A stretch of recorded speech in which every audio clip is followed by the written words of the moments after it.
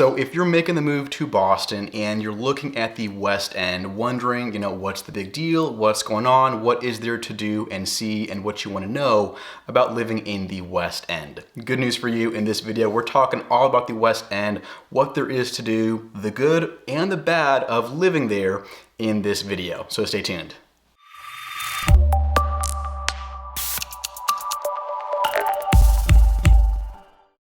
Hey there, welcome to the channel or welcome back. My name is Jacob Peistrup, and real quick, if you're someone moving to Boston, whether it's the West End or somewhere else in the city or the suburbs, if you want some help with that process of navigating this crazy real estate market and relocating to Boston, send over an email, send a text, or give a call, whatever works for you. Let's get in touch. I am a real estate advisor here in Boston, and let me tell you, my favorite part of my job is getting to work with the clients who reach out to me through the YouTube channel. Getting to share this beautiful city with the YouTube community is what I love. So if I could do anything at all to help you with that move to Boston, let's get in touch. So jumping right into the West End, if you look at the West End, if you see pictures or if you just drive through or walk around the West End, you will notice, just these new modern looking buildings, these new skyscrapers going up. Some of them are still being built right now that, really capture your attention in the West End.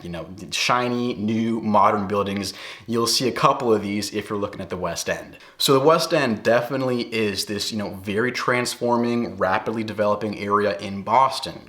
Lots of new stuff going on, new buildings, as far as office space, apartments, condos. The West End has a lot of new stuff to offer. Now, the West End is, one of the smaller areas of Boston. It's not the biggest neighborhood, but there's still a lot going on there. And one thing that's kind of funny that I've noticed is that some people don't actually realize that it's residential.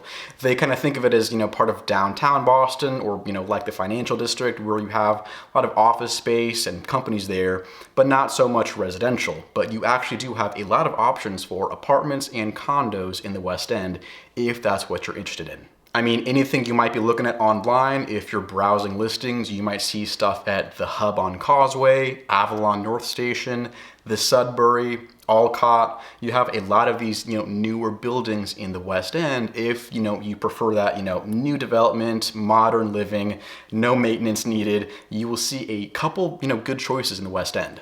Now, just to give a little bit of context to the West End, it is a beautiful, modern, very contemporary neighborhood in Boston, but it has a little bit of, an unfortunate backstory that not everyone knows about. So it's kind of got, a sad history to it in Boston. So there's a lot of new stuff being built in the West End. You can see that very easily if you walk around or if you drive through the West End. Very new, very modern. A lot of this is because in the 50s and 60s, they really eliminated a lot of the neighborhood. It got destroyed, got torn down. They raised the neighborhood in what they called this urban renewal process. So they wanted to get rid of the whole neighborhood. Like, they really wanted to start over from scratch and build up the West End. And this was an area back then when you had a lot of people living there, people working there, a lot of families that got displaced because their whole neighborhood got leveled to build up, what it is today. And, a lot of that, lower income area and lower income housing got replaced with stuff that is way too expensive for those people to afford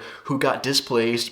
Some of them became homeless, couldn't find a place to live, and had to move elsewhere within Boston because their homes, got torn down. And the city of Boston got a lot of, just political backlash for that, just because they destroyed a whole neighborhood.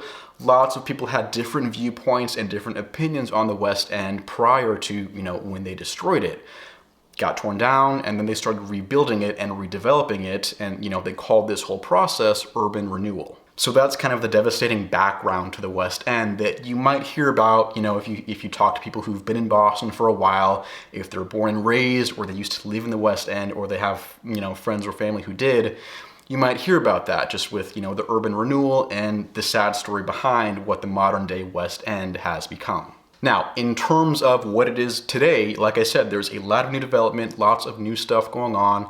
If you walk around, you will see a lot of new stuff in the West End. So the Hub on 50, Alcott, the new Verizon building, TD Garden, North Station, there's a lot of new stuff going on in the West End. Brings a lot of people there, both to live there, to work there, and just for fun and entertainment. The West End has a lot to offer in Boston. The West End also has a very central location in Boston. So you are right next to Beacon Hill, Cambridge, downtown Boston, and the North End.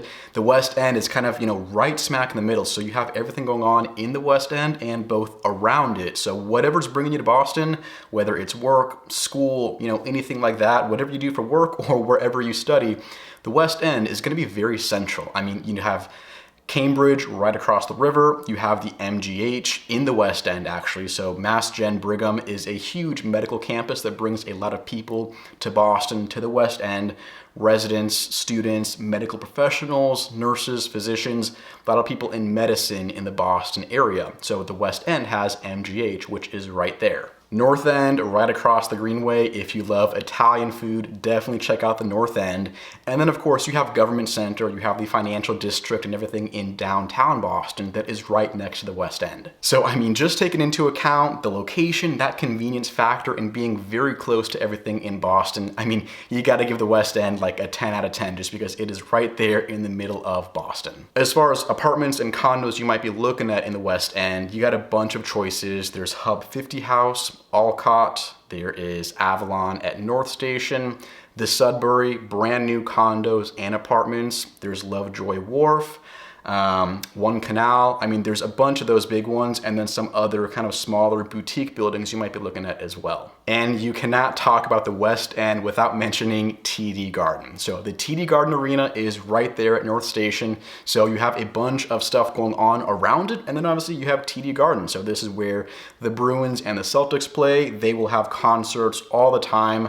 So for entertainment purposes, the West End is just phenomenal. So you have TD Garden, but aside from that, there's also a movie theater, grocery store, bunch of bars, bunch of restaurants all around the area. So great place for food to check out too, especially if you're going to a concert or you're going to a Bruins game and you want a bite or a drink beforehand. The West End has a lot of that that's very easy. So if you plan on going to a lot of concerts or Bruins games or Celtics games, you're gonna love the West End because if you could walk a block or so to get to TD Garden, that is huge. But what I will say about living in the West End, it gets very busy. I mean, especially around any concerts, any games going on, it gets busy. The bars, the restaurants, the streets get packed with people who are going to the concert or they're going to the hockey game. The West End gets very busy. That's kind of the one downside of living there is that if you're not a people person, you might not love it on the nights there's a concert or there's a Bruins game or a Celtics game going on, just because places get busy, restaurants, bars fill up, and then people are, in the streets, on the sidewalks, going to and from TD Garden just because it brings a lot of people to the West End. Uber prices will skyrocket around that time. The T packed. The T gets crazy busy going to and from the West End around that time of a hockey game or a concert. So just keep that in mind. If that's something you're not going to love about the West End, just factor that into your decision with moving to Boston and picking a place to live. Now, it also can be a little bit noisy too, depending on where you live. If you're living near construction, be aware you might have that noise. If they're building a new building, new development projects going on, you'll hear them. Right now they are building One Congress. They're doing like the parking garage renovation next to the Sudbury. Couple other smaller projects too around the West End. So be mindful of that. If you don't love construction noise, you might want to pick somewhere in the West End that maybe minimizes that. You also sometimes have, the aspect of the sirens. The ambulance is right there. MGH is a hospital, so you have, the sirens. If that's going to bother you, maybe pick somewhere that's not close to the hospital, or if you're okay with that, maybe make sure you have insulated windows, anything like that to make sure you minimize the noise because it can be kind of noisy living in the West End. So just something to consider if you're looking at moving to the West End. Those are kind of the things you might not love about it depending on where you end up living in the West End. Not trying to scare you away, but being realistic about it, think about those negative aspects of living in the West End. Price-wise, it can be expensive too. So you have a lot of these new buildings, and with that, you will pay a premium for rent and for housing with the condos and apartments in the West End. Lots of new stuff, new development. You pay a lot of money for sometimes a very tiny apartment. Location, fantastic. The views could be fantastic, but if you need a lot of space to live, there's other areas in Boston where your money will go further than the West End. And that's mainly if you're looking at any of those luxury high-rise buildings, so the Alcott, Hub 50 House, and the Sudbury, both for their condo sales and their apartments. Keep in mind, you pay a premium with those new developments.